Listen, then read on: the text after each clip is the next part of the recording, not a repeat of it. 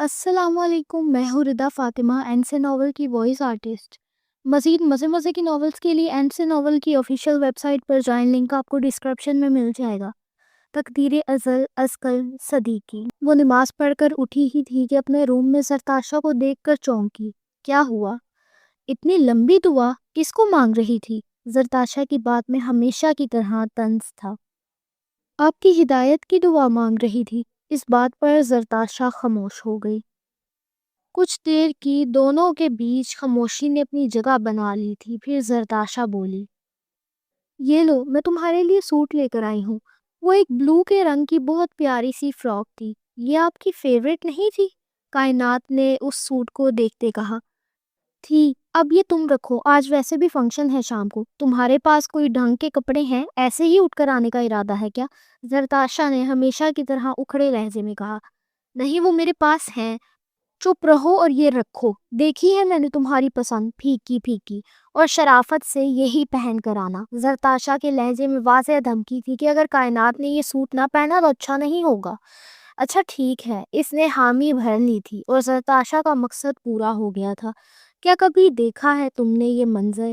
سجدے میں جھکتا کوئی باوضو پیکر، لبوں پر جاری ہو ذکر خدا کا، آنکھوں میں ساگر ہو خوف و وفا کا۔ کبھی ہاتھ اٹھے دعا کے لیے، کبھی جھک رہے ہوں رضا کے لیے، روشنی میں نہایا ہوا چہرہ کسی کا۔ کیا دیکھا ہے سجدہ کسی مرد کا؟ جتنا دلکش مرد نماز پڑھتے لگتا، شاید ہی کبھی تمہیں وہ اتنا دلکش لگے۔ وہ مسجد کے ستون کے عین بیچوں بیچ کھڑے نماز پڑھ رہا تھا۔ 2 سالوں بعد لاہور سے آئے کراچی میں یہ اس کی پہلی نماز تھی۔ اللہ اکبر! اس نے 4 رکعت فرض نماز ظہر کی نیت کرتے اللہ اکبر کے لیے ہاتھ اٹھائے تھے۔ اسی دوران مسجد میں کوئی شخص داخل ہوا تھا اور اسے دیکھنے کے بعد اس شخص کے چہرے پر مسکراہٹ آ گئی۔ تو بھائی صاحب یہاں آ کر نماز پڑھ رہے ہیں۔ تعوذ اور تسمیہ کے بعد اس نے سورہ فاتحہ پڑھنا شروع کیا۔ پیچھے کھڑا شخص اسے دیکھتا اب اس کے ساتھ والی جگہ پر آ کھڑا ہوا تھا۔ پوری نماز پڑھنے کے بعد جیسے ہی اس نے سلام کے لیے اپنا چہرہ موڑا، اپنے برابر میں اس کو نماز پڑھتا دیکھ کر چونک گیا۔ اب اس کی نماز ختم ہو گئی تو اس نے بولنا شروع کیا۔ یہاں اس وقت کیا کر رہے تھے؟ سوال کیا گیا۔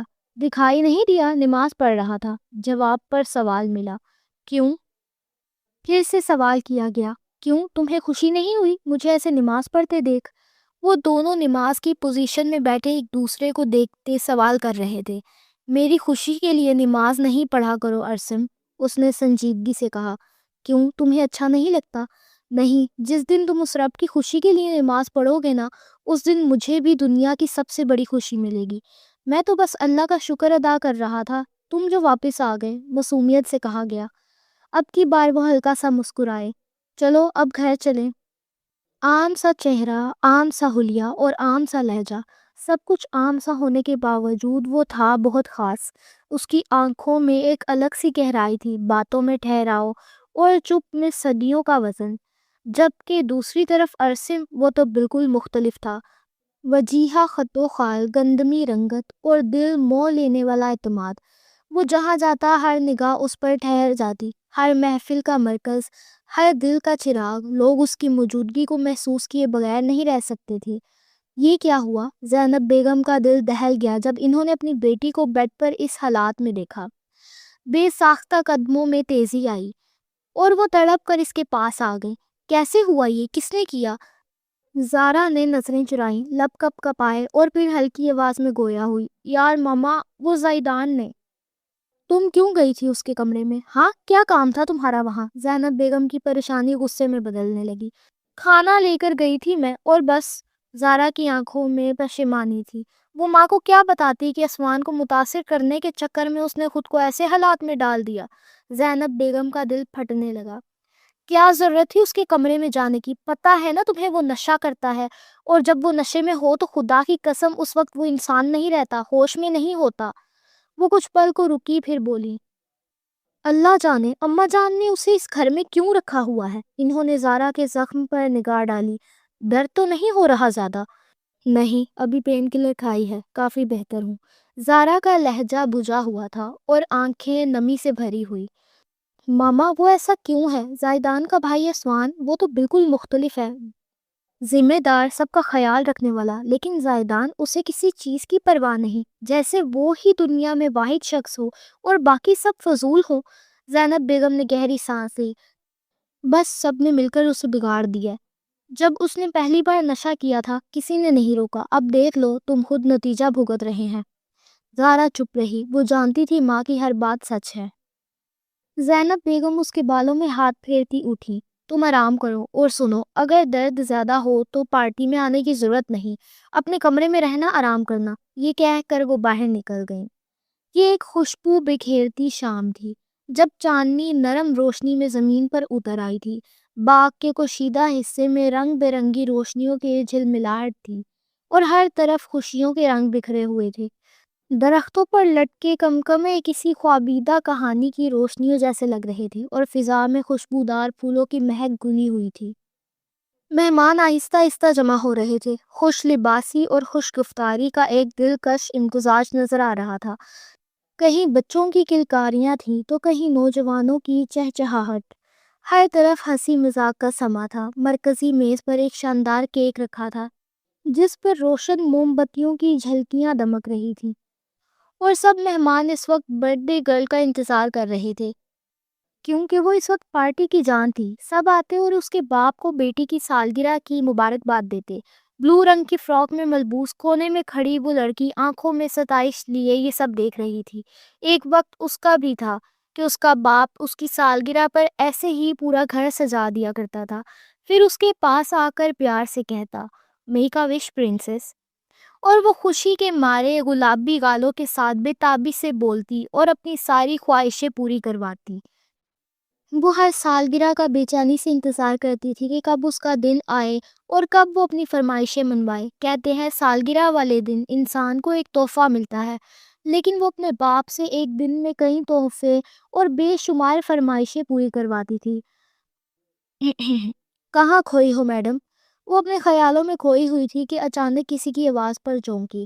اس نے پلٹ کر اپنے پاس کھڑے لڑکے کی طرف دیکھا۔ بلو جینز، وائٹ ٹی شرٹ، بال سلیقے سے سیٹ کیے ہوئے، وہ واقعی ہینڈسم لگ رہا تھا۔ کوئی عام انسان نہیں بلکہ یہاں موجود سبھی لڑکیوں کی توجہ کا مرکز تھا۔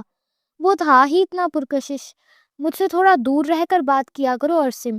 کائنات نے ہلکی سی ناراضی اور جھجک کے ساتھ قدم پیچھے کیے۔ وہ اس کے اتنے قریب آ گیا تھا کہ اگر ذرا سا بھی ہلتا تو ان کے بازو ایک دوسرے سے چھو جاتے۔ اس کی آواز میں نرمی تھی مگر لہجہ حد بندی کی درخواست کر رہا تھا۔ ارسم فوراً پیچھے ہٹ گیا، جیسے کسی نادان بچے کو اپنی غلطی کا احساس ہو گیا ہو۔ سوری بابا، اور بتاؤ کیسی ہو؟ اس نے ہچکچاتے ہوئے کہا۔ تم اکیلے آئے ہو؟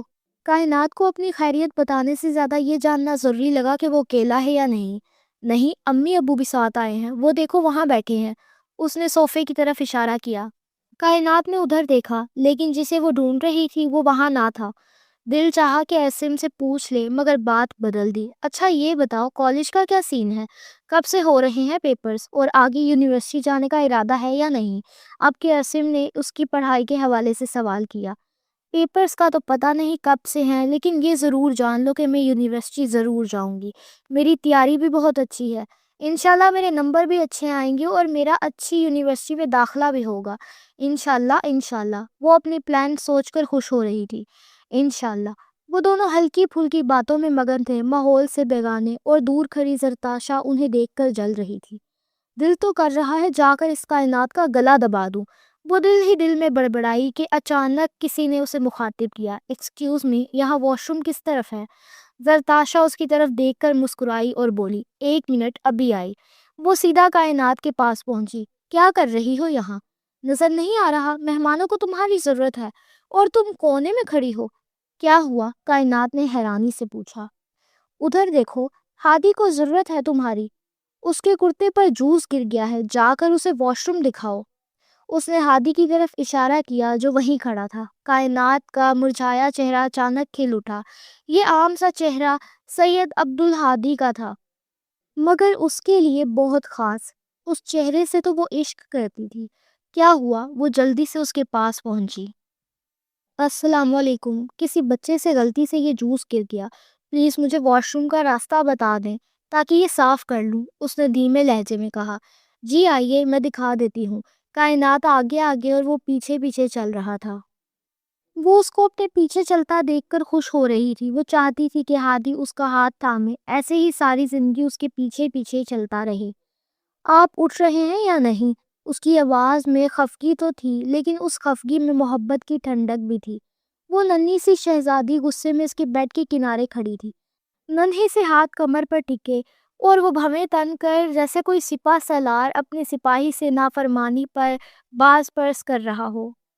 لیکن بیڈ پر پڑا ہوا شخص وہ جیسے ڈھیٹوں کا سردار ہو، نہ کوئی جنبش، نہ کوئی جواب، آنکھیں بند، چہرے پر سکون، جیسے خوابوں میں کھویا ہو، جیسے اس ننھی سی لڑکی کی آواز اس کی سماعت تک پہنچ ہی نہ رہی ہو۔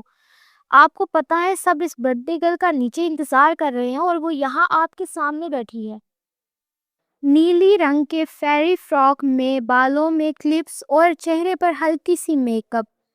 وہ واقعی ایک چھوٹی سی راجکماری لگ رہی تھی۔ وہ کوئی عام سی لڑکی نہ تھی، وہ تھی پری ورش حسن، اس گھر کی آنکھوں کا تارا، بابا کی جان، چاچو کی دوست، اور اس وقت بے حد ناراض برتھ ڈے گرل۔